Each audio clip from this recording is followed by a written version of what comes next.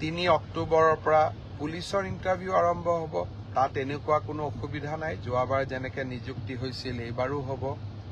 আৰু শিক্ষকৰ নিযুক্তিৰ ক্ষেত্ৰতো আমি ইতিমধ্যে ব্যৱস্থা আৰম্ভ কৰিছোঁ আৰু ইয়াতো বহুত বেছি বিতৰ্কৰ অৱকাশ নাই। আৰু এইবিলাকত নিশ্চিত কোৱালিফিকেশ্যন লাগে কাৰণে কেণ্ডিডেটৰ সংখ্যাও কম।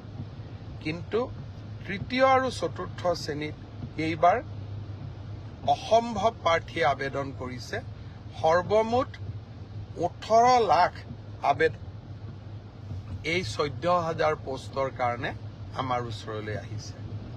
যি কি নহওক, দুই এজনে সুধি আছে যে চিলেবাছ কেতিয়া দিব।